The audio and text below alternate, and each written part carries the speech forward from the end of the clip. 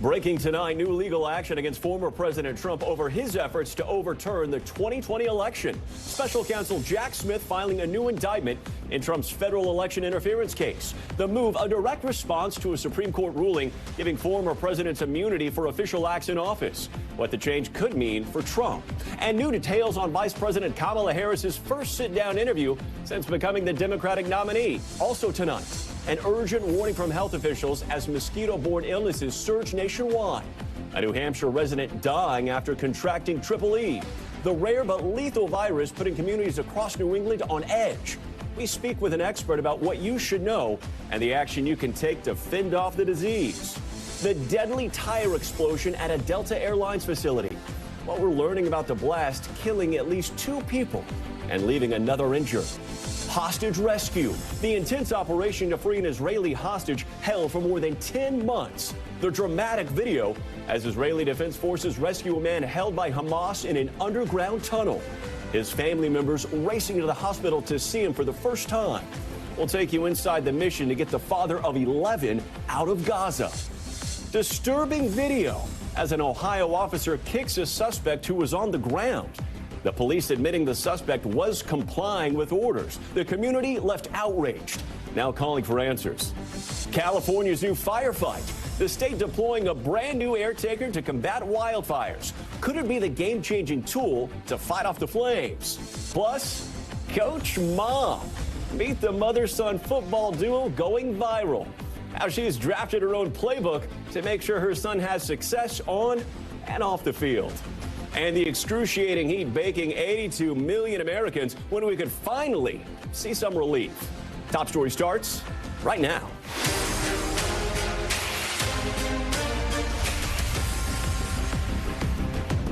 And good evening and thanks for joining us. I'm Morgan Chesky in for Tom Llamas. We are following some breaking news tonight in the criminal cases against former President Donald Trump. Special counsel Jack Smith filing a superseding indictment against Trump in the election interference case. A grand jury returning the indictment on the same 4 counts filed last August. So why this big change? Well, the new legal filing is in direct response to the Supreme Court's ruling last month on presidential immunity. That ruling said certain official acts by the former president were off limits from prosecution. Now, this all stems from former President Trump's efforts to overturn his 2020 election loss, including his alleged attempts to obstruct the certification process at the Capitol back on January 6th. Now, the former president pled not guilty to all charges previously and reportedly plans to do the same with this current indictment.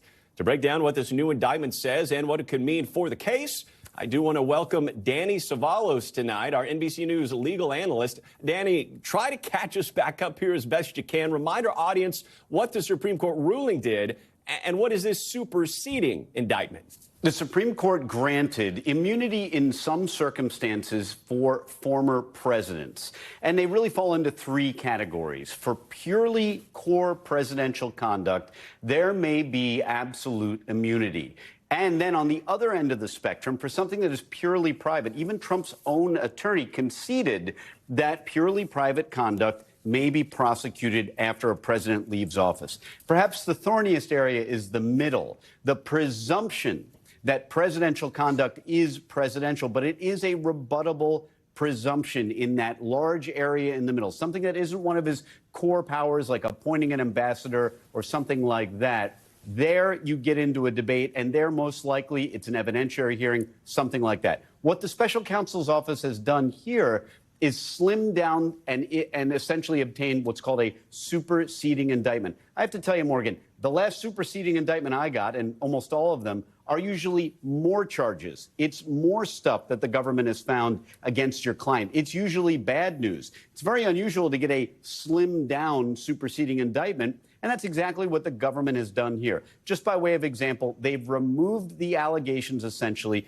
that Donald Trump subverted the DOJ. Why did they do that? Because the Supreme Court used that as a specific example of something that is absolutely immune, and you can't even use evidence about it in the prosecution. So that's what the government has done here. They've tried to excise all the stuff that they think might be immune and might get the case tossed. So to understand you here, Danny, essentially they've kind of narrowed the playing field in a way? Yes, they didn't narrow the counts. All the counts are still there. He's still charged with the same crimes.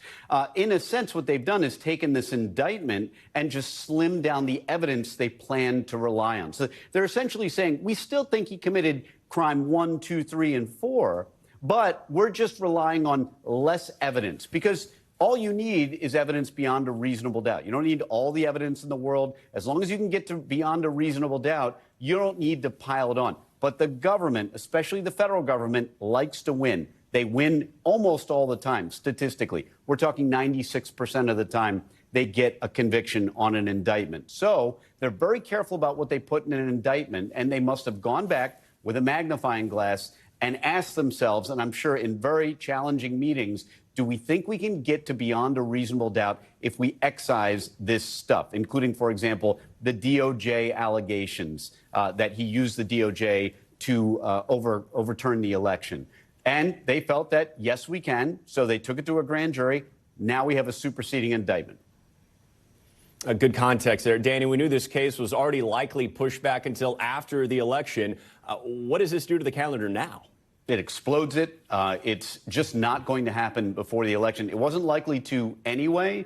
Maybe in some way this could streamline it, because if this gets to an evidentiary hearing, say before Judge Chutkan, there's less stuff that she has to grapple with that could be immune or presidential conduct. Again, I keep going back to the allegations that he subverted the DOJ and enlisted their aid, or tried to enlist their aid, to overturn or challenge the election. The Supreme Court has said that is categorically out. So the special counsel's office essentially looked at their indictment and said, well, we know that's going to get tossed no matter what. So if we supersede, we can get rid of it and save ourselves some time and maybe even move this case forward faster. But the bottom line is this. If Donald Trump is elected, none of this really matters as to the federal cases, because the day he is inaugurated, he will make all of those go poof, bye-bye.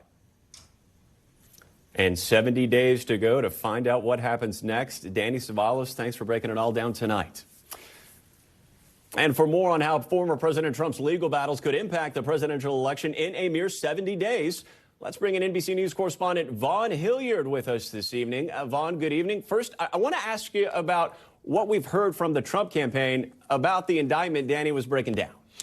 Hey, Morgan. Yeah, just a short time ago, Trump on his social media account sent off a flurry of messages in which, I just wanted to let you look at the first part of it, in which he writes, quote, in an effort to resurrect a dead witch hunt in Washington, D.C., in an act of desperation in order to save face, the illegally appointed special counsel, deranged Jack Smith, has brought a ridiculous new indictment against me, which has all the problems of the old indictment and should be dismissed immediately. Let's be very clear here, Morgan. Donald Trump has wanted the entirety of each of the criminal cases against him tossed out in their entirety. Of course, that has not happened outside of the classified documents case, in which Judge Chutkan, Florida, ruled that the special counsel was improperly brought the charges against him. Now, of course, the federal government, the special counsel, they have challenged that decision in an effort to revive the classified documents case. But here for Donald Trump, as you guys were just talking about with Danny, this is, if this federal election interference case does go to trial, it would not at this point be well into 2025. And if Donald Trump were to win the White House, you know, the other day, 2 weeks ago, I asked him whether he would seek to have his attorney general toss the case.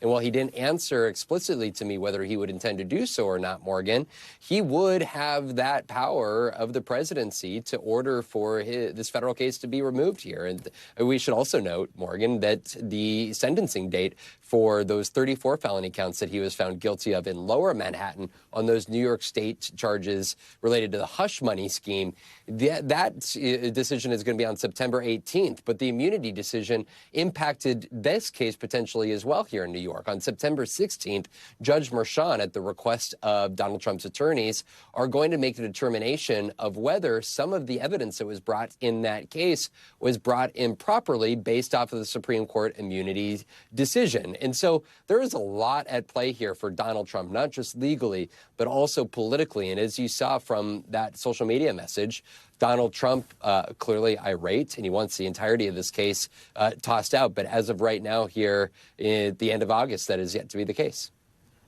Vaughn, I want to pivot now to the big news for the Harris-Walz campaign, announcing their first interview since accepting the Democratic nomination there. What are you keeping an eye on there? Right. This is going to be a big interview because for Kamala Harris, this is going to be really the first substantive back and forth since she took over for Joe Biden at the top of the ticket. It's been more than a month now, and she has not sat down for an interview. And the Trump campaign and Republican allies have pressed her on exactly what her policy positions are. Because as you heard largely from the Democratic National Convention last week in Chicago, the campaign has so far largely embraced kind of the bolder themes of taking on Donald Trump and a united country that is defending democracy, defending reproductive rights, providing economic opportunities, and ensuring that corporations pay their fair share. She has said that she wants to increase the corporate tax rate from 21 to 28%. But there's a litany of other policy positions, from health care to immigration to the U.S. role overseas that, frankly, the top of the Democratic ticket, Kamala Harris, and her running mate have yet to provide too much in concrete answers on here at this point. And so this interview that is slated to take place on Thursday will be a keen opportunity for CNN to ask some of those questions of the Democratic ticket here, just less than a month until many states begin their early voting process in September, Morgan. Voters, no doubt, looking for clarity, but we get a lot of clarity from your reporting, Vaughn Hilliard. Thank you so much. Now to our other major headline tonight. The dangerous mosquito-borne viruses threatening communities nationwide, and the situation, unfortunately, has already taken a deadly turn.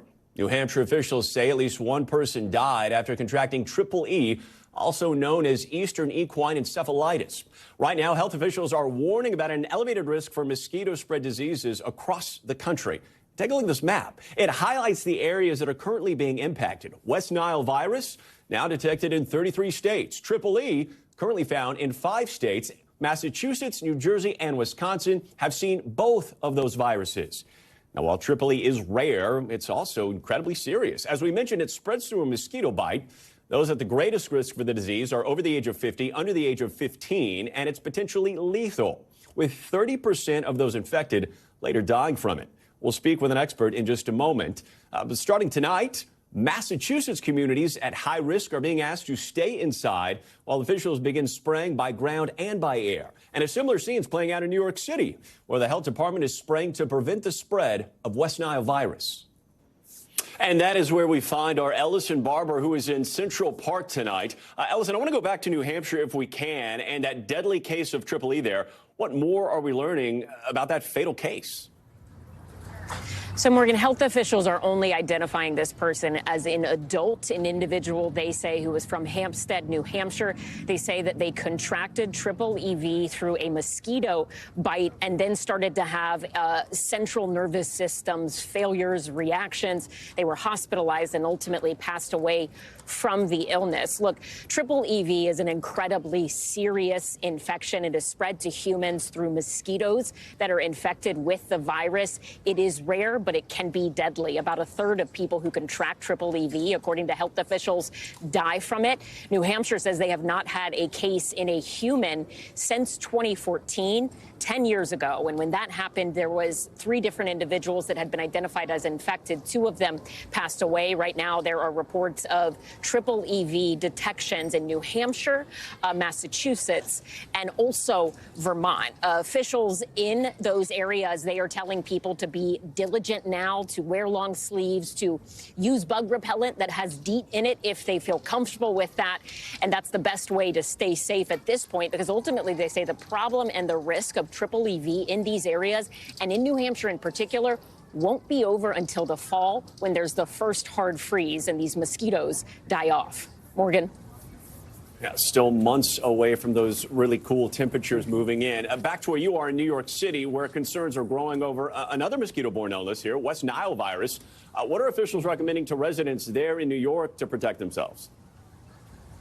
Yeah, so in New York City alone this summer, there have been 6 cases of the West Nile virus. The city is taking advanced steps to try and get the mosquito population here under control. They started back in August, and even before there, by the beginning of August, they'd done at least 10 different sprays using helicopters, trucks on the ground, and also people just physically going out and spraying areas where mosquitoes are known to live to try and control the population. Since this uptick in the West Nile virus, they're increasing that. Just last night in this area where we are, there was an effort to spray the area to get rid of those mosquitoes. They're going to continue those efforts tomorrow in southwest Brooklyn. But Morgan, they're saying the same thing we're hearing in New Hampshire, and we hear so often, but really trying to remind people they mean it. Mosquitoes are the deadliest insects. They carry all sorts of viruses, and a bite is not just necessarily going to be an itch. It could turn into something more serious. So they're saying if you're going to be outside during prime mosquito times, and that's dusk and dawn during the summer months, to wear long sleeves if you can, wear socks, wear pants, and get bug repellent that has DEET in it. There are some people who are concerned at times about using DEET, but they say very rarely have there been dangerous side effects associated with using bug repellent that contain DEET, and it is the most effective way to prevent insect bites that is currently on the market. So they're saying make sure you carry that bug spray, Morgan. Every little bit helps. Listen, Barbara, we thank you. And for more on these mosquito-borne illnesses and how you can protect yourself, I want to bring in Dr. Nahid Badalia. She's an infectious diseases physician and director of Boston University's Center on Emerging Infectious Diseases. Dr. Badalia, thank you so much for joining us tonight. I do want to start with that case of Triple E in New Hampshire. It's the state's first deadly infection of Triple E in a decade. So how concerning is it to see a death from this illness? And most of all, what level of worry should residents have here? Yeah, Morgan, I think anytime you see a potential fatality from even a rare infectious disease is concerning. As you've said in your reporting, even though it is rare, the mortality rate can be pretty high. And what we're seeing is that there's an increase in mosquitoes and mosquito-borne illnesses, partly because we're seeing warmer seasons and more rainfall, which is breeding to longer seasons in which mosquitoes can breed, bite, and potentially be around human beings. So to the average person, it is still rare, but you can take those steps to protect yourself that your reporter mentioned, and that's going to keep you safe. I think the only concern is, as a public health official, how do we ensure, as those in New York City as well as in Vermont, New Hampshire have done, reduce the density of these mosquitoes. And speaking of public health, doctor, we became highly familiar with contact tracing during the pandemic. But what does the tracing program for these illnesses look like here? Yeah, Morgan, very different. This is not a human-to-human transmission. I think the important thing to note here is that Triple E, the Eastern equine encephalitis, is basically a viral illness that's caused when mosquitoes bite infected birds, which then bite humans. And about 3 to 10 days after, humans can develop an illness that is high fevers, muscle aches, confusion, neck stiffness, and then potentially in some severe cases, rapidly move to a point where they have an inflammation of the brain. That's what encephalitis means, and could progress to coma, which eventually, unfortunately, leads to mortality in a few folks. And so the big concern that folks have is, how do you change public behavior, both individual behavior of using those protective measures, as well as public health interventions to reduce the density. One thing I will mention is that there is no vaccine, and the treatments are all supportive. So there's no contact tracing, and there's no treatments on the other side. The best thing that we can do is trace how this virus is traveling among animals, among mosquitoes, among birds, report any dead birds, and then have humans protect themselves.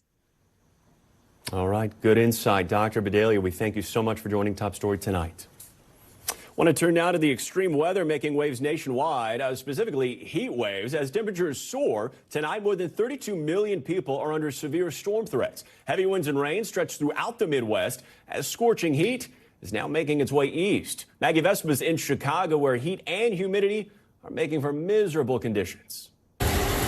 This summer of severe weather slamming communities from coast to coast. Whole tree just went down.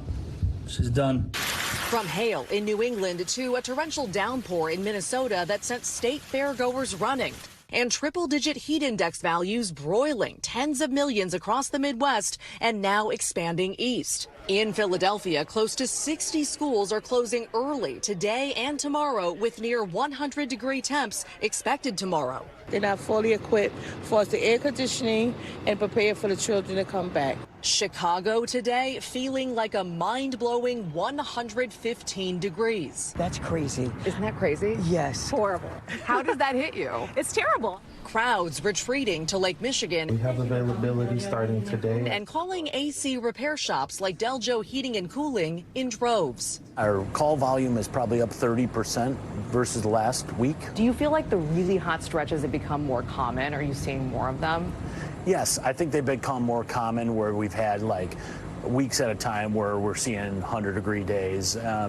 10 years ago, we used to see them occasionally. Meanwhile, in Alaska, with the threat of a second landslide looming, the small town of Ketchikan mourns a husband and father killed Sunday clearing storm drains as the hillside came crashing down. Officials saying Sean Griffin is remembered for his dedication, positive spirit, and unwavering devotion to his family. A severe summer stretch touching families nationwide. And Maggie Vespa joins us now from Chicago. Maggie, that heat you're in right now is looking like it's traveling to the northeast. It is, thankfully for us, not so thankfully for our colleagues who work in New York and et cetera. But basically, the heat is tracking East Morgan, as is the threat for severe storms. In fact, specifically tomorrow, 27 million Americans will be at risk for damaging winds, possibly even hail. That's specifically from Ohio up through the New Jersey coast. Morgan. A vast portion. Maggie Vespa, thank you so much. And for more on the severe weather, I do want to bring in NBC meteorologist Bill Cairns. Bill, with summer winding down, I think of a lot of people, myself included, were hoping the heat would also simmer down a bit, but it doesn't look to be the case here. Yeah, Morgan, a lot of people in the Midwest, they thought they escaped summer without any extreme heat. I mean, today was the hottest day of the entire year in Cleveland and also in Chicago. In Chicago, it almost hit 100 today, that heat index getting up to about a 115. And it hasn't cooled off much. It still feels like 100 from Shreveport to Little Rock. Feels like 108 in St. Louis in the shade. But the real peak stuff is where we got that corn sweat going on. So the corn right now is getting ready to be picked, and it actually releases humidity into the air. And that makes the heat index feel even worse. Rock Falls still feels like 111 right now in Illinois. Earlier today, they were at 116. Aurora's 110. Midway Airport's 107. Chicago O'Hare's at 107. So you can see we're still very hot. But this is probably as hot as it's going to be until next summer, because that area gets a little bit of relief later tonight. And then tomorrow we'll watch that heat throughout Indiana, also in Ohio, and then spreading into areas of the Northeast. Many locations will hit 100. Nashville did today. You could do it again tomorrow. Charleston, West Virginia could hit 100. D.C. is expected to hit 100. That would be a record high. And even New York City should be somewhere in the mid-90s. So it's very warm, and it's going to stay that way at least through the middle of the week. And then it cools off as we head towards the holiday weekend, Morgan. So everyone will return to normal, and we'll just deal with that severe weather tomorrow in the Northeast.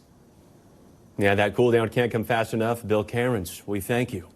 Want to turn now to Israel, where the family of one hostage taken on October 7th is rejoicing after an Israeli military operation in Gaza brought him home. The father of 11 evacuated by helicopter, then taken to a hospital, and was reunited with his family, who have waited nearly a year for his return. Matt Bradley is in Tel Aviv tonight with one remarkable return home.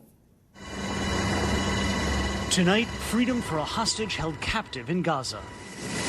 After 326 days in captivity, hostage Qa'ed Farhan al-Qadi was rescued by Israeli commandos and safely returned home. A rare moment of celebration. Al-Qadi is only the 8th hostage who's been rescued alive in a military operation. Dozens more are thought to remain in captivity. Al-Qadi rescued in what the IDF is calling a complex operation by special forces in southern Gaza, from inside Hamas's vast tunnel network, where soldiers say they found him alone. The 52-year-old father of 11 had been working in security at a kibbutz in southern Israel when he was captured on October 7th. Al-Qadi is an Arab Bedouin, a mostly Muslim minority in Israel. At least 17 of them were killed during Hamas's terror attack in October. His family overwhelmed with joy and relief. We prayed for him, his brother says. My mother prayed for him more. Her prayer reached the sky. Those still in captivity hoping for Al-Qadi's kind of liberation. And Morgan, American diplomats are in Cairo this week trying to get Hamas and Israel to agree to a deal to free those remaining hostages. Morgan? All right, Matt Bradley, thank you. Still ahead tonight, the deadly accident at a Delta facility in Atlanta. 2 people killed while servicing a plane at a wheel and brake shop. Their union says the tire exploded. What the airline is saying about that incident tonight. Plus, cell phone video of an Ohio officer kicking a man in the chest as he appeared to comply with their orders. That man's lawyer speaks to Top Story tonight. And Judgment Day for Tom Girardi, the former Real Housewives of Beverly Hills star accused of wire fraud. What the California jury decided. Stay with us.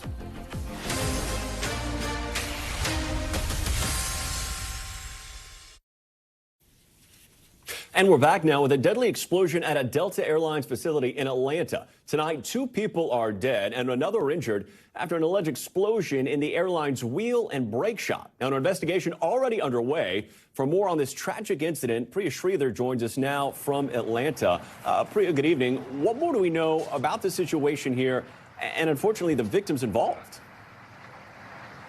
Hey, Morgan. Yeah, an absolutely tragic situation here at the Atlanta airport. We have been in communication with a Delta spokesperson who just told us that this involved tire wheel components that were being disassembled for maintenance. They were not attached to an aircraft when this all happened, and the facility where this accident took place was not inside one of the terminals. This was farther away, but we have been hearing a lot of reports about a possible explosion. A union representing airline workers cited reporting that there was a tire explosion, and we also heard from an incident report involving Atlanta Fire Department and rescue workers who responded to the situation, saying they spoke to other employees, essentially witnesses who saw this accident, who described seeing something like an explosion. And I did speak to an NTSB, a former NTSB board member, I should say, who said that these wheels are really huge and they have a lot of different bolts. So when those go flying, it's basically like a shrapnel accident. And so it's really, really horrific. And we don't have too much information at this time about those victims, but the third victim who was injured remains under medical care right now. That person was taken to the hospital, Morgan, in stable condition. Hope they're doing okay tonight. And Priya, I know details are still coming in. Do we know if this accident impacted Delta's facility operations or even any of the air travel there today? The Delta spokesperson that we've been speaking to said that this didn't in any way impact any sort of air travel or the rest of their maintenance operations. And as you mentioned, Delta is investigating this incident, and the FAA tells us that they are in communication with Delta to determine what happened. Morgan? All right, Priya Sridhar, we thank you. Next tonight, to the cell phone video drawing new scrutiny of the Canton, Ohio Police Department. The video shows an officer kicking a man as he kneeled and appeared to comply with their commands. Now, the lawyer representing that man tells us his client was hospitalized because of the incident and that his case is not the only instance of excessive force at the hands of this very department.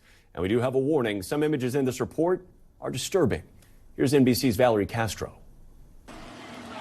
Tonight, outrage over this jaw-dropping video of an Ohio police officer kicking a kneeling man who appeared to be complying with their orders.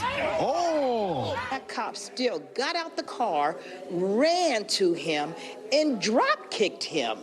Who does that? If I were to do that to you or anybody else, I'd be in jail. Members of the public heated at a city council meeting, calling out what they say is a pattern of bad behavior by Canton police, including the recent death of Frank Tyson in their custody. Tyson was arrested after police say he ran from the scene of a car crash in April. Body camera video capturing an officer kneeling on his back while Tyson tells officers, "I can't breathe." I can't breathe. Tyson later seen motionless and unresponsive on the floor while still in handcuffs. The county coroner ruling his death a homicide. The 2 officers involved remain on paid administrative leave as the Ohio Attorney General reviews the case. It's really hard to imagine that I represent 6 men, 3 dead and 3 living since 2022, January 1, that have been subjected to force, dog bite attacks, in this case, getting kicked in the head. Attorney Bobby DiCello represents both Tyson's family and 21-year-old Jamir McElroy, the man seen kicked on camera. Police say he was part of a group reportedly arguing at this apartment complex over the weekend. Police say 2 pistols were recovered at the scene, and a backpack containing marijuana, cash, and scales were found in a nearby vehicle. McElroy was charged with resisting arrest following the incident. His lawyer says he was not part of the group police were called to investigate and that he did not resist. The video demonstrates unequivocally that he's on his knees, his hands are in the air, and then he's kicked in the head. DiCello says his client, who was hospitalized, is still dealing with the aftermath. Jameer is traumatized. He received a concussion from what happened. He has swelling in his neck muscles and into his face, up to the jaw area. The Canton police chief saying in a statement, officers ordered the suspects to the ground and they appeared to be complying when Officer Brandon Momarov kicked Jameer McElroy in the chest, adding officers using force outside the parameters of our training, policy, and principles will be held accountable. I think it's a failure of leadership on every level. The leadership of the city needs to do something about it. They need to take swift and decisive action. They absolutely must terminate that officer. And Valerie Castro joins us now from 30 Rock. Valerie, what more can you tell us about the officer involved in this most recent case? Morgan, the Canton Police Department says that officer, Brandon Momarov, is still employed and his actions are under review. What's unclear is if he has been placed on any kind of administrative leave. Morgan? And much more to come there. Valerie Castro, we thank you. When we come back, California's new tool in the fight against deadly wildfires. The state retrofitting a massive Hercules air tanker to drop thousands of gallons of flame retardant from the sky. Why authorities and residents here in California believe this could be a significant game changer. Stick around.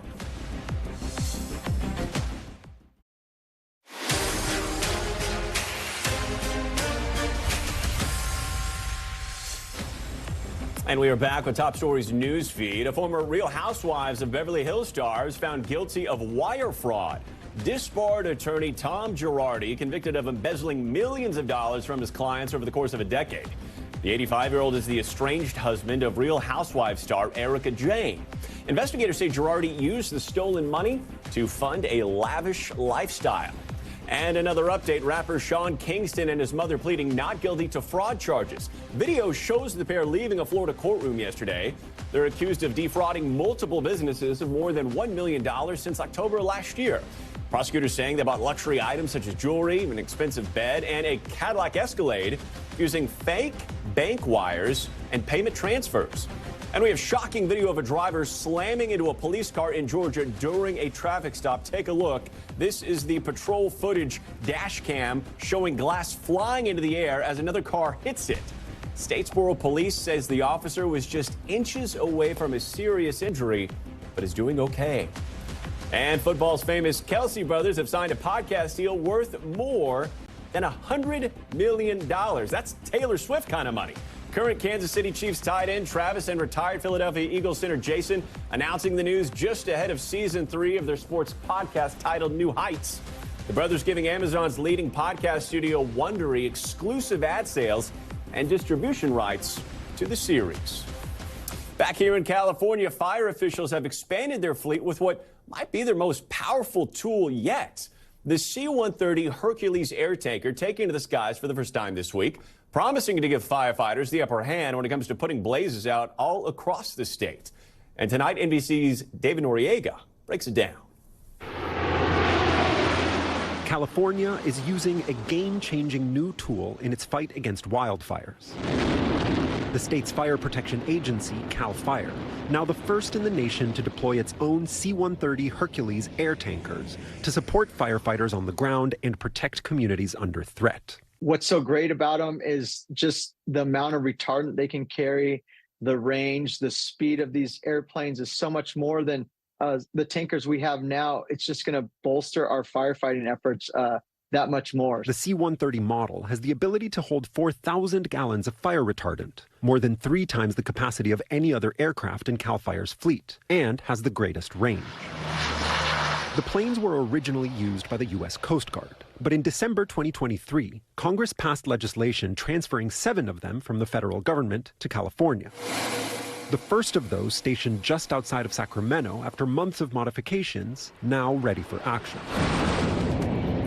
We are going to have 5 strategically placed throughout California so that they can get to any part of California within 20 minutes. Officials also say the new technology could be a critical boost for rescue missions. Welcome news for the thousands of California residents shaken by wildfire season, with 830,000 acres burned this year so far. More than half of that in the Park Fire that's been blazing since July, the state's 4th largest wildfire on record. I saw flames at one point. Victoria Peters, who lives in the mountain community of Lake Elsinore, says the aircraft could be a huge help for her neighbors. We have a lot of seniors here that won't get out. So you arrange who's going to take care of her, who's going to take care of the cats, who's going to get this one. Officials say the deployment of these planes is just one step in an overall plan to better protect Californians. David Noriega, NBC News. I want to turn now to a major price cut in the weight loss drug market. Pharmaceutical giant Eli Lilly says it will reduce the price of one of its popular weight loss drugs. They say it's in a bid to increase accessibility and try to tackle supply challenges. Stephanie Gosk talks to the company's CEO about the big move. Zepbound is getting a price cut. Eli Lilly announcing it will now offer low-dosage versions of the weight loss drug in vials with syringes, instead of auto-injector pens, which cost more than $1,000 a month.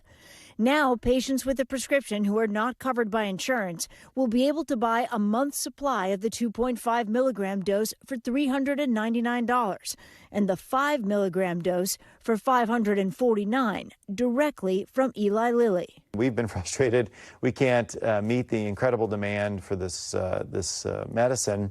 And this is a way we can do that more quickly. But also, we're trying to meet the needs of patients who don't have insurance coverage. But to be clear, this won't help people who are on higher doses of Zepbound. Well, if they have coverage in their insurance, there's no change for them. If they don't have coverage with their insurance, they could talk to their doctor about moving to the 5 milligram dose. Former police officer John Cattler is one of those patients, paying $1,100 a month. That's a lot of money a month. How are you able to do it? I'm putting it on credit cards, honestly. You're going into debt to take this medication. I am, yes. His doctor wants him on a higher dose starting next month. The new, cheaper version won't help him. It's a step in the right direction, but I still have a lot of questions that if they can sell it for less, why don't they? Eli Lilly's announcement comes as compounding pharmacies are dispensing weight loss drugs they say are essentially a copy of Zepbound, a cheaper option for patients. State-licensed facilities like this one on Long Island are able to legally produce them because the FDA has Zepbound on a shortage list. Some healthcare providers are recommending those versions for their patients as long as they come from a trusted source, creating competition. Eli Lilly strongly opposes the practice. They're not inspected by the FDA. They're not approved by the FDA. In addition to that, we invent the product. I mean, that's why there's a premium for the real thing made by Lilly. Some patients have been apprehensive a little bit about using a syringe and a vial as opposed to an auto-inject pen. But there are other medications that use that system, including insulin and some reproductive medications. But it could be something that keeps people from taking advantage of this new option. Back to you. All right, Stephanie Gosk, we thank you. Coming up next, a high-speed drug bust at sea. The Mexican Navy tracking suspected drug smugglers by helicopter. The moment they caught up with him and the amount of cocaine authorities say they seized in 2 separate stings. Stay with us.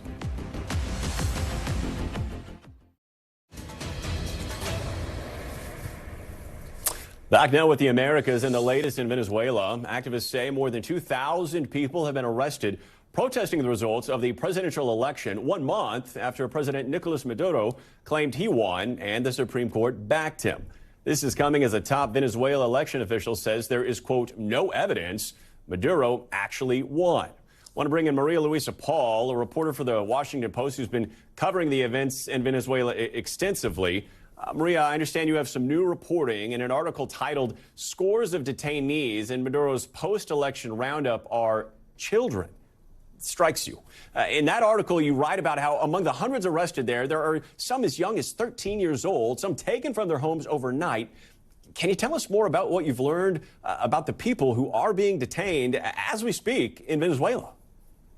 Yeah, absolutely. Thank you for having me. I mean, after the 28th of July election, when Maduro declared his victory, which completely contradicted the results that poll watchers obtained from voting centers, he unleashed a brutal repression and crackdown. And at this point, it's not only political opponents, as he's been accused of doing in the past, or human rights activists, it's children, it's people who post something against the government on social media, it's anyone who has spoken out. And there's even, apps that were built for this sort of witch hunt so people can report what people are posting. So it's been an incredibly brutal crackdown on people, and there's a lot of fear now. And as we noted in this report, a lot of the victims are actually children, some people as young as 13. It's a little kid who was playing cowboys with his friend, and he posted a photo with motorcycle goggles, and he was reported, according to his family. And these 5 families we talked to, they've all said that they've been tortured and harassed and threatened throughout this whole ordeal.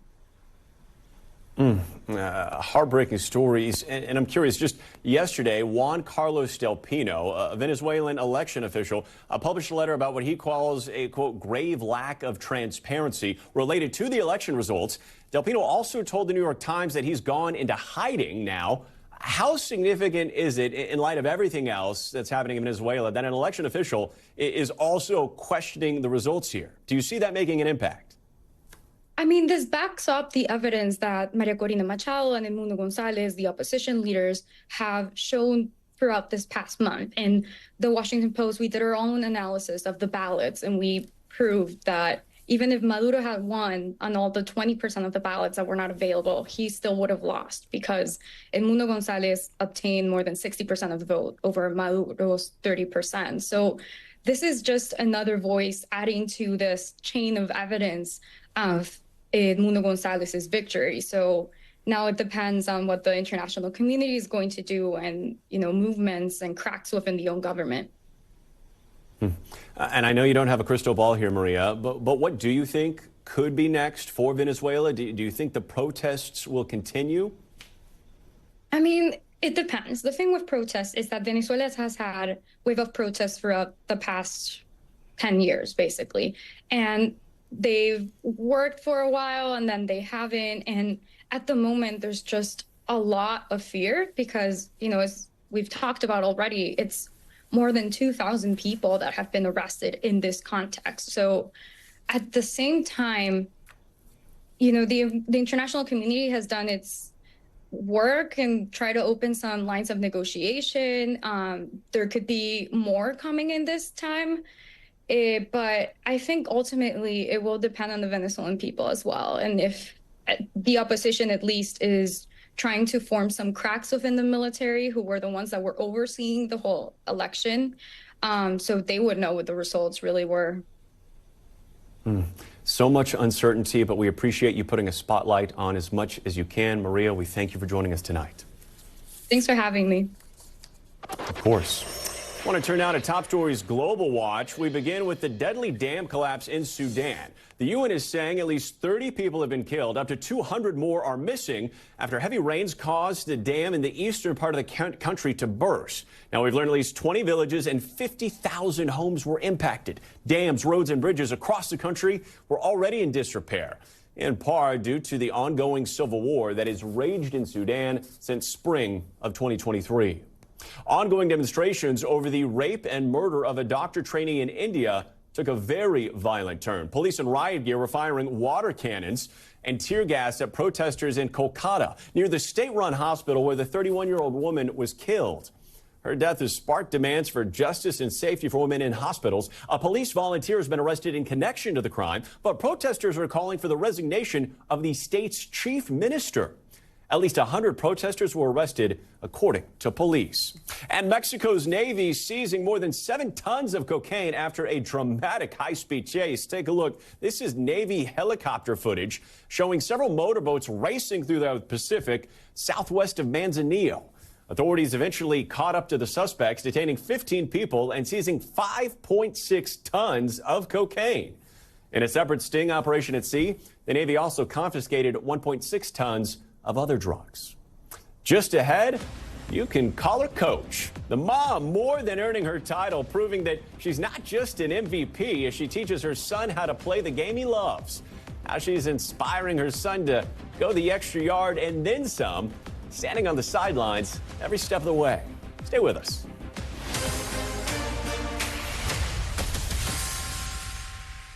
Finally tonight, one Florida mom adding another title to her resume, football coach. She's teaching her son the value of hard work and respect through the game, and her skills are getting quite a bit of notice in the process. Weeknights are a business casual blitz for Tarika Williams. This Florida mother and her son going viral for videos like this. After working long days as a social services director at a skilled nursing facility, Williams snaps into coaching mode. Okay, I'm gonna tell you where you messed up at. Look. Showing her 9-year-old son Czar how it's done, often still in her work clothes. You the defensive end. Come push me. I ain't moving. Realistically, if I go inside and get in the AC and I change clothes after a full day's work, that's going to be it for me. Williams, who had spent years watching the game as a high school cheerleader, spotted her son's potential. He's been playing football since he was 5. And about game 3, he had not touched the field at a real football game. And with just the two of them at home, Williams took the coaching job upon herself. I started studying more and learning the game, falling in love with the game so that I could better equip him to be more of an effective player during those times. And the next season, he started, and it was the most exciting thing ever. Now, Czar is reaping the rewards of their hard work with plenty of show-stopping plays. There you go, Czar! Happy she working with me, making me much better. I don't know why I'm about to cry. Sorry. But I love my mom and I love football. That's all I got to say. And the progress has not gone unnoticed. Our coaches, even at practice, have invited me to the coaching staff. It's just, I'm over the moon. As for Czar's future, he's keeping his options open. Make it to the NFL. I want to be on the news. I want to be a meteorologist and a baseball player. Williams hoping no matter which path her son chooses, the lessons learned in their evening practices go well beyond the game of football.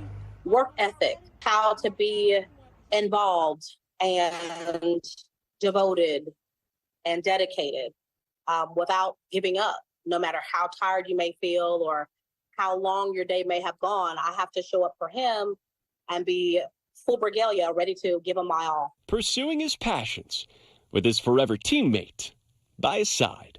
I don't know what to say. I'm speechless. I'm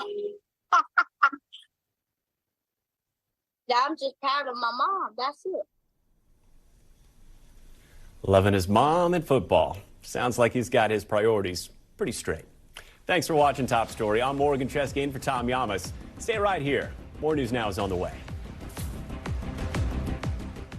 Thanks for watching. Stay updated about breaking news and top stories on the NBC News app or follow us on social media.